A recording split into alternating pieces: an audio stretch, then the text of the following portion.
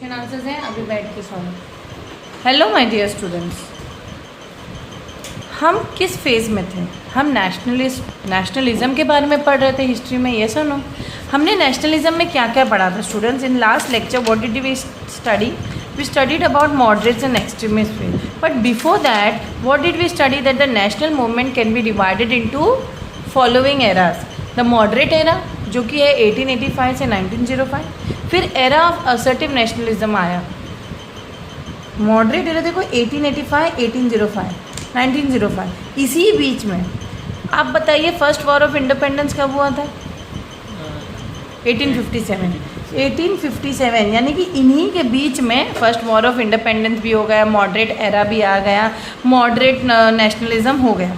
फिर आया assertive nationalism, जिसके ऊपर हमने ये पूरा चैप्टर कराया था 1905 से 1919 के बीच में। फिर गांधीयन एरा आया 1919 के से 1935 के बीच में।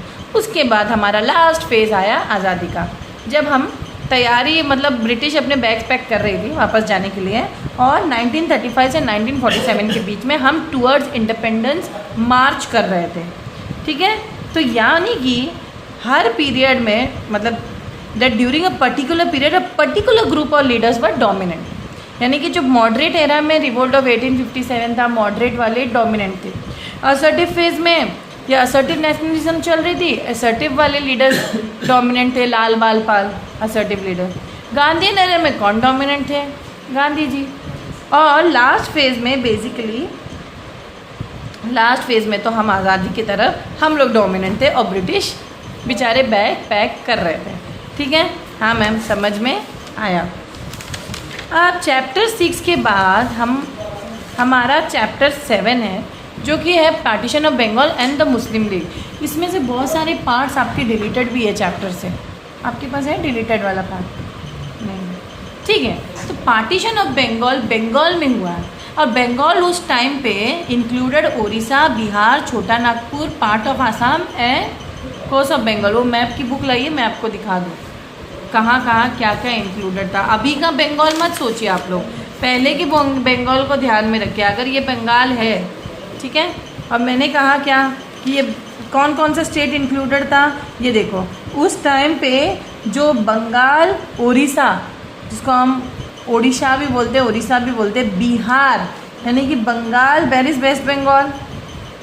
ठीक है, यहाँ पे उड़ीसा, वेस्ट बंगाल, बिहार, ये वाला पार्ट बिहार है ना। बिहार भी आधा कट चुका है आज, बिहार अभी आधा कट चुका है, लेकिन छत्तीसगढ़ में है ना। नहीं, यस ना, नहीं, मध्य प्रदेश, छत्तीसगढ़, बिहार का आधा पार्ट क्या है? नहीं, बिहार का तो बिहार था, उड़ीसा था, बांग्लादेश का भी उस टाइम पे, तो बांग्लादेश भी हमारा ही पार्ट था, बंगाली का, है ना। हम सब ये पूरा एरिया, एक तरीके से ये पूरा एरिया ही हमारा क्या कह सकते हो, बंगाल था। और वो बंगाल पूरे भारत पे भारी था। बंगाल इतना स्ट्रॉन्ग था कि अगर बंगाल में कोई रिवोल्ट हो जाए, पूरे इंडिया में उसकी हवा चलती थी और लोग उसकी तरफ मतलब प्रभावित होते थे। तो ये लॉर्ड कर्जन नहीं चाहते थे। उस टाइम पे वाइसरॉय कौन थे? In 1903 he announce the plan to partition the Bengal for administrative convenience.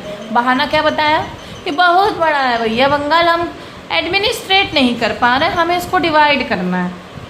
ठीक है, और ये तो एक्चुअली ऊपरी रीज़न था। अंदरूनी रीज़न ये था कि बंगाल में हिंदू मुस्लिम्स यूनिटी थी, ये उनको देखा नहीं जा रहा था। और अगर आपने पहले चैप्टर्स पढ़े हैं, आप लोगों को पता है, ये दो सुरेंद्रनाथ बनर्जी, दादा भाई, सब बंगाली के तो थे।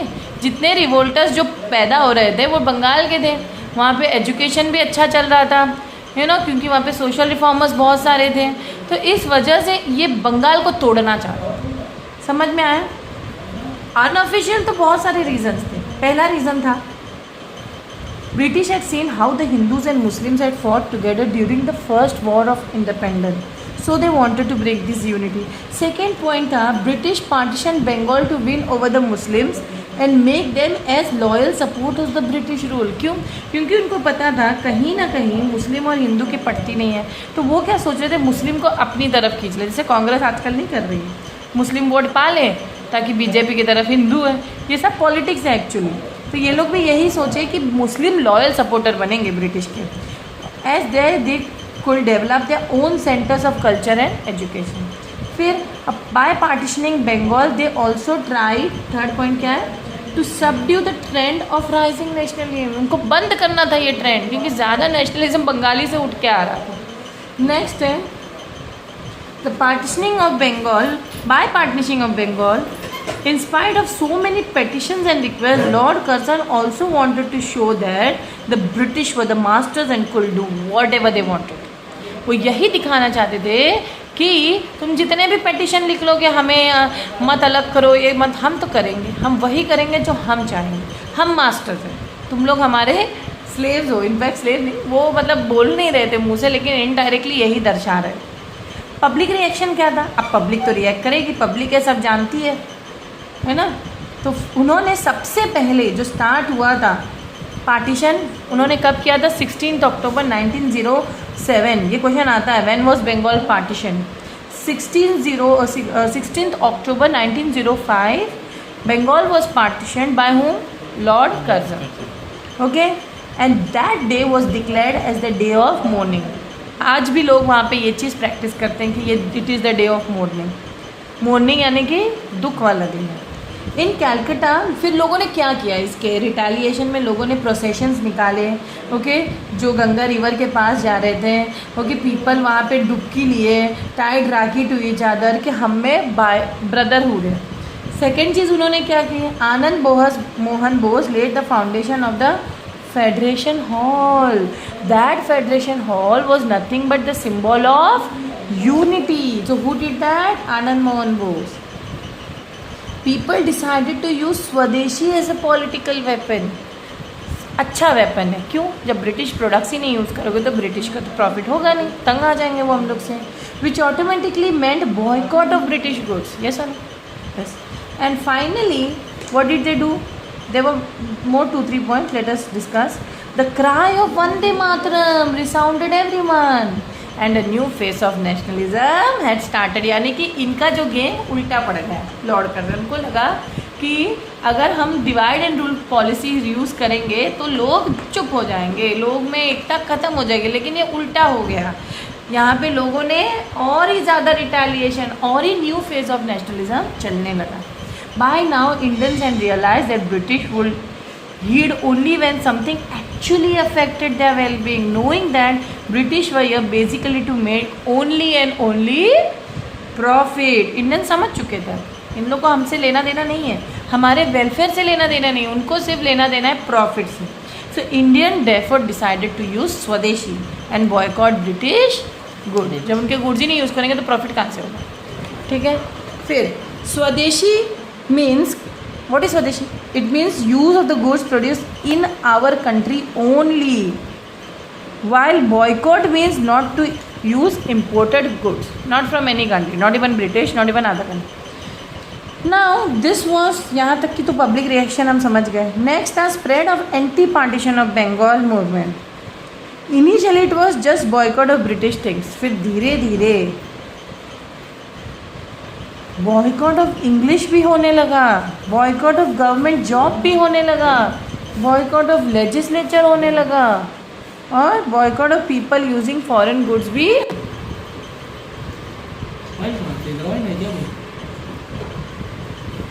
सो spread of anti partition of Bengal movement. तो पहले मैंने क्या कहा कि it was just boycott of British thing. धीरे धीरे गवर्नमेंट जॉब को बॉयकॉट किए, इंग्लिश को बॉयकॉट किए, boycott of legislature, boycott of people using foreign goods, उन लोगों को भी बॉयकॉट किए जो फॉरेन गुड्स यूज़ कर रहे हैं।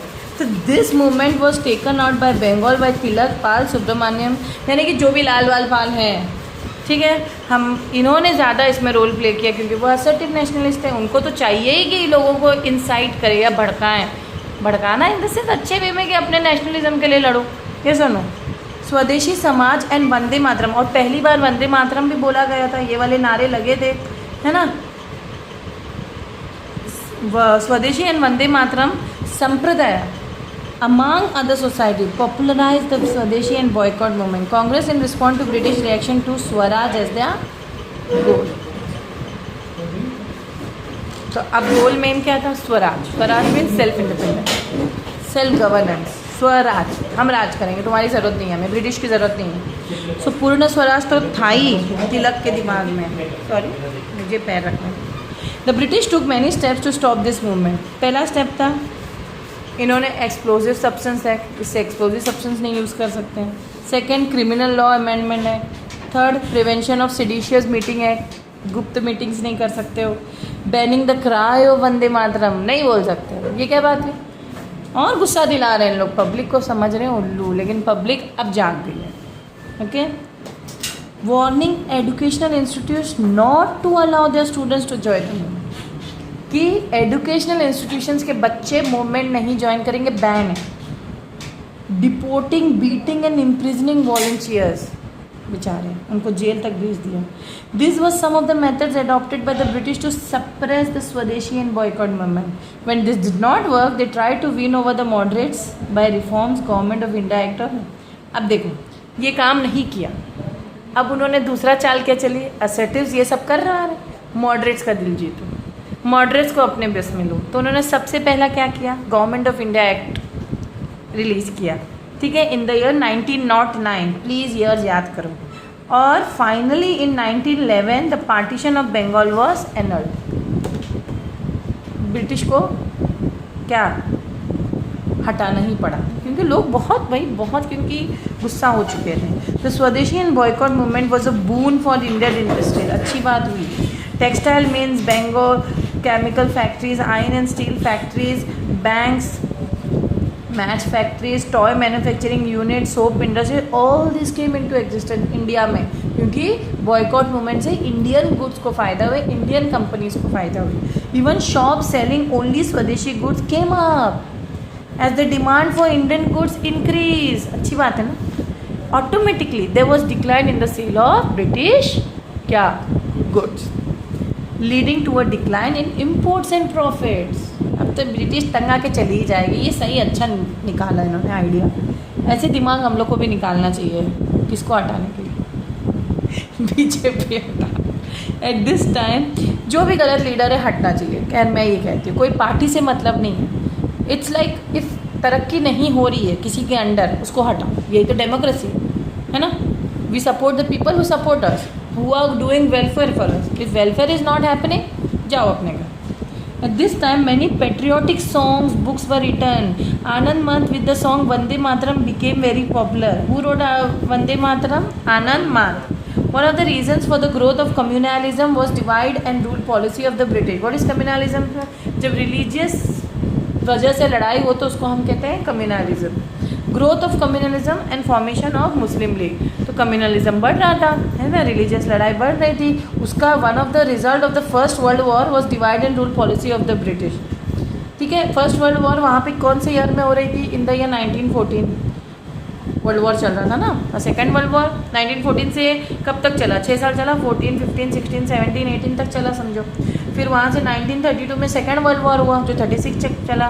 तो ये जो ब्रिटिश ना, इन लोग की जो हरकतें थी, उनके वर्ल्ड वॉर देख के इन लोग और घबरा रहे थे कि जब वो हमारे से इतने लोग लड़ रहे हैं, कहीं ये लोग ना लड़ने में खड़े जाए। हाँ, और हम उनसे देख के इंस्पिरेशन ले रहे थे। जब छोटी छोटी कंट्री जैसे जापान जैसी छोटी सी कंट्री बड़े से रशिया के ऊपर, जापान उस टाइम रशिया जापान पे कब्जा की थी, जब उनको हरा सकती है तो हम क्यों नहीं ब्रिटिश को हरा सकते। ये पब्लिक उससे इंस्पिरेशन ले रही थी, ठीक है। British started creating problems between the Hindus and Muslim. First they ignored the Muslims as they felt that Muslims were behind the revolt, लेकिन ऐसा नहीं था।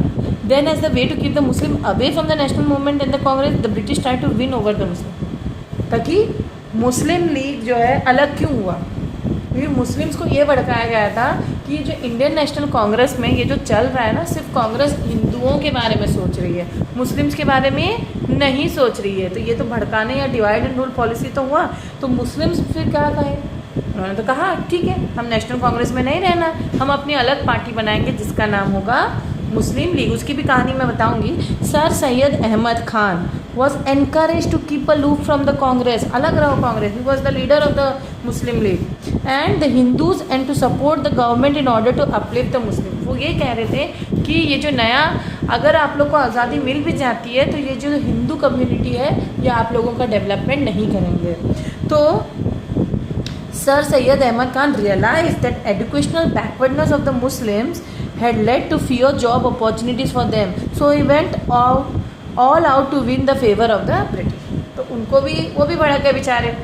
Sir Sayyid Ahmad Khan, okay, he was the founder of the Aligarh movement. In Aligarh he started a school, क्योंकि उनको पहला उनका step था मुस्लिम को एजुकेशन प्रोवाइड करना। उनको ये लगता था मुस्लिम के बैकवर्ड का जो होने का मेन वजह है लैक ऑफ एजुकेशन, इसीलिए वो उन्होंने क्या खोला, एक स्कूल जिसका नाम है मोहम्मदन एंग्लो ओरिएंटल कॉलेज, जो आज क्या बोला जाता है, अलीगढ़ यूनिवर्सिटी। इसका नाम क्या था, मोहम्मदन एंग्लो ओरिएंटल कॉलेज। और main objective of this institution was to popularise scientific and western learning among the Muslims and spread loyalty among the Muslims towards the British. ये भी कि ब्रिटिश की तरफ लॉयल रहो, जो कि ब्रिटिश का मतलब वो अपने चाल में कहीं ना कहीं ब्रिटिश कामयाब हो गए। But this is often called Aligarh politics. इसको हम अलीगढ़ पॉलिटिक्स भी कह सकते हैं, क्योंकि अगर एजुकेशन में हम पॉलिटिक्स मिक्स कर दिए, आज तक मुझे लगता है कि ये जो अलीगढ़ यूनिवर्सिटी में जो भी मुद्दे उठ जाते हैं ना, वो देश के लिए एक पॉलिटिकल मुद्दा ही बन जाता है। नोटिस किया होगा आप लोगों ने। The British continuing that divide and rule policy had started teaching history by dividing it into what, Hindu period, Muslim period, British period, ठीक है, rather than ancient period, medieval period and modern period. ये इन्होंने text books को भी ऐसे modify कर दिया कि लोगों में हिंदू मुस्लिम वाली बात हो। आज भी तुम लोग देखो हिंदू मुस्लिम ही तो चल रहा है, मुझे लग रहा है फेज़ वापस आ रहा है डिवाइड एंड रूल वाला। हर न्यूज़ में आप लोग देखो, हर आप शॉर्ट्स देखते हो यूट्यूब पे, वहाँ पे भी आप देखोगे सिर्फ एक हिंदू के बारे में कोई कुछ बोल रहा है, मुस्लिम। बट ये तरीका है पॉलिटिशियंस का, पॉलिटिशियन को सिर्फ डिवाइड करना आता है, लेकिन आम पब्लिक को ये दिमाग में रखना चाहिए कि ये हम लोग में फूट डालें ताकि उनकी पॉलिटिक्स अच्छी हो जाए, वोट बैंक अच्छा हो जाए, ठीक है। तो the British use the fact that aggressive nationalism व using Ganpati Shivaji festivals to enthuse the Indian youth to create further distance between the Hindus and the Muslim. Who did this? Ganpati festival और Shivaji festival, तिलक ने ये बहुत पॉपुलराइज किया था ताकि youth participate करे उसमें महाराष्ट्र में और अपने कल्चर को समझे। तो लेकिन ब्रिटिश ने कैसे भड़काया कि इन लोग इसलिए पॉपुलर कर रहे हैं ताकि हिंदू मुस्लिम अलग हो, ऐसे उल्टा सिखा दिया मुस्लिम्स को, ये फीलिंग डाल दी। वो एक्चुअली उनका वो मेन मकसद नहीं था, तिलक का मकसद कुछ और था, ठीक है। Sir Sayyid Ahmad Khan even set up Mohammedan Anglo Oriental defence association in the year 1893 to promote feelings of loyalty towards the British and to keep the Muslims as far as possible from the home national movement, ठीक है। वो अपने under कर लिया अब Muslims को। So when the Indian council act of 1892 was passed, it led to expansion of the legislative council. Why? So a request to increase the Muslim representation in the council and legislature. उनको ये भी सिखाया गया था कि ये जो Hindus हैं वो अपने ही रिप्रेजेंटेशन देख रहे हैं लेजिस्लेचर में, तो इनको इन्होंने कहा नहीं हमारे भी रिप्रेजेंटेशन होना चाहिए, तो नंबर ऑफ सीट्स बढ़ गई legislature. The Aligarh movement with its ideas of loyalty and approval and support of the government, it spread all over the country. At such a time in 1900 AD, the Hindus' request for acceptance of petitions to government offices and courts in Hindi as well was accepted in UP. अब हिंदू लोग के साथ भी थोड़ा थोड़ा इन लोग game खेल रहे हैं, तो उनसे भी वो क्या कर रहे हैं, पेटिशन एक्सेप्ट कर रहे हैं। ज़रा समझ, okay. This led to Muslims and Hindus drifting further apart with Muslim protesting against this order. ये फूट डाल दिए, उनकी पेटिशन एक्सेप्ट कर दिए, और मुस्लिम्स को ये पसंद नहीं था कि क्योंकि उन्होंने यही लिखा था कि हिंदी लैंग्वेज होना चाहिए और इनको उर्दू चाहिए था। तो हिंदू उर्दू कॉन्ट्रोवर्सी, उर्दू किसको चाहिए, मुस्लिम्स को। उनका पिटिशन किसने एक्सेप्ट किया था, ब्रिटिश ने, हिंदी वाला कि लैंग्वेज ये होनी चाहिए। और ये चीज़ किसको बुरी लगी, मुस्लिम्स को। उन्होंने जानबूझ के एक्सेप्ट किया था पिटिशन ताकि मुस्लिम्स और अलग हो जाए इनसे।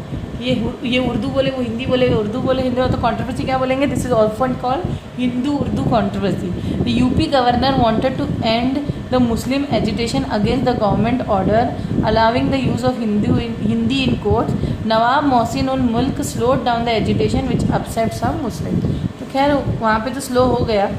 The partition of Bengal won over a number of Muslims as it provided the Muslims with a place, especially जो East Bengal है, which was dominated by Muslims, जो आगे चल के अब डिवाइड होने वाला है into Bangladesh, where they were developed, where they could develop the Muslim culture and education in the way which they wanted. ठीक है, देखो कैसे हो रहा है, कैसे डिवाइड एंड पॉलिसी, कैसे हमारा आगे चल के बांग्लादेश, पाकिस्तान और इंडिया बनने वाला है, कैसे इन्होंने हमें छोड़ के तो चले गए, लेकिन दरारें बना के चले गए. Muslim deputation to the Viceroy.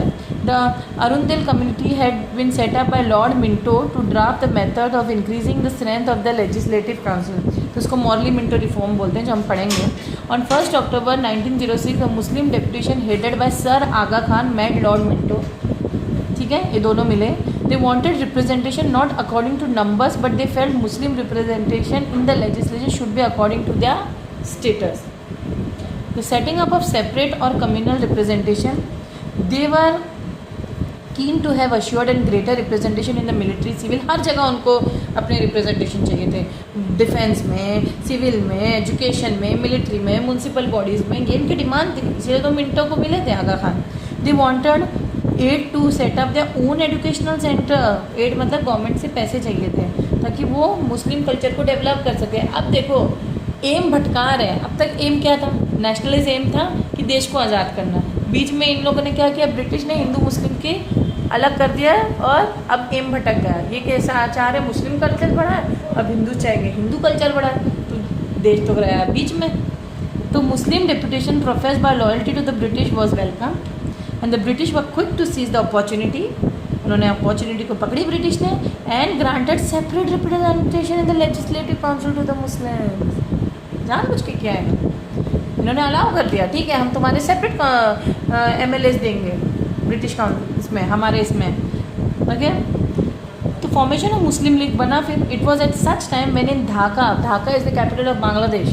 आज उस टाइम पे ढाका बांग्लादेश एक था ना, मतलब इंडिया में मिला था ना. Muslim representatives were gathered in 1906 that Nawab Salimullah suggested the setting up of an organisation just to represent Muslim. The Muslim League was therefore formed in Dhaka. Where was it formed? In Dhaka on 30th December 1906. अब objectives क्या था? The league was simple: to protect the rights of Muslims, to put forward their problems in front of the British ruler. और क्या था? To spread loyalty towards the British government among the Muslims.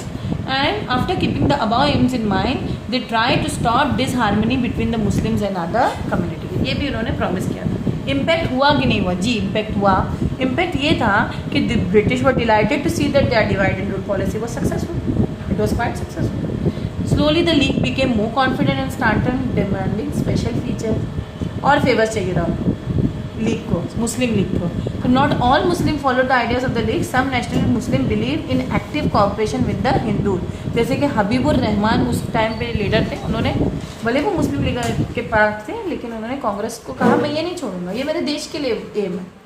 So the members of Majlis Erhard formed the Habibur Rahman were actively involved with the Indian national movement. Abdul Kalam Azad was another great nationalist Muslim. अच्छी बात है, nationalist Muslim होने चाहिए. It was partly the efforts of nationalist Muslim which led to the Congress League Pact of 90. यानी कि कांग्रेस और मुस्लिम league के बीच में एक पैक्ट साइन हुआ. किस ईयर में हुआ था? इन the year 1916. Muhammad Rashid Ahmad was one of the such nationalist Muslim. This nationalist realized that Hindu-Muslim cooperation was essential for the progress of India. ये 3 स्टार इसमें. तो इम्पॉर्टेंट डेट्स क्या है इसमें? इंडियन काउंसिल एक्ट जो 1892, partition of Bengal in the year 1905, Muslim deputation to the viceroy Lord Minto की Muslim league बने इन the year 1906 and 1909 में मॉर्ली मिंटो रिफॉर्म्स हुए थे and separate electorate for Muslims demand की गई थी और सजेस्ट की गई थी और एक्ट ऑफ 0909 में ये हम लोगों को मिल भी गया था. तो यहाँ पे स्टूडेंट्स आपके चैप्टर तो एंड हो जाता है.